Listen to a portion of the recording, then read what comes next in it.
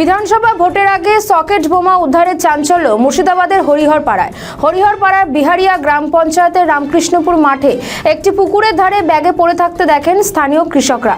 সন্দেহজনক ওই ব্যাগ দেখে হরিহরপাড়ার থানার পুলিশকে খবর দেয় স্থানীয়রা। সঙ্গে সঙ্গে ঘটনাস্থলে পৌঁছে পুলিশ সূত্রে জানা যায় ওই ব্যাগে সকেট বোমা ছিল।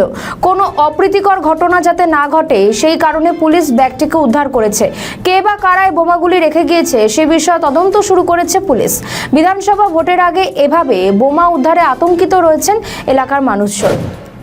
পুকুরে আমি মাঠে আসলাম গমের জমি দেখতে, এসে দেখছি ব্যাগ পড়ে আছে। মানুষজন সকাল অনেকক্ষণ থেকে ভিড় ভাট্টা করে আছে, এটাই দেখলাম। কি আছে? গিয়ে দেখলাম একটা ব্যাগ আছে পানিতে, এটা ঘাস ফাঁস দিয়ে ঢাকা আছে, এটাই দেখলাম। পুলিশ এসছে? পুলিশ সেবিকে এসছে। কি বলছে ওরা? ওরা তো আগলাছে, বসে আছে, বোম নাকি আছে তাই বলে। বোম আছে মনে করে? হ্যাঁ মনে করি, আমরা তো ধরেন দেখিনি।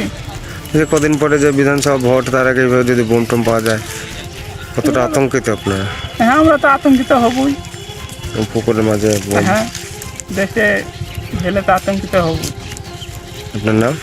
আমার নাম আশরাফুল মোল্লা।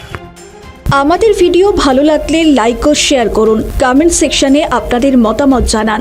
আরও ভিডিও পেতে আমাদের চ্যানেলটিকে সাবস্ক্রাইব করুন এবং প্রতি মুহূর্তে খবরের আপডেট পেতে প্রেস করুন বেল আইকন।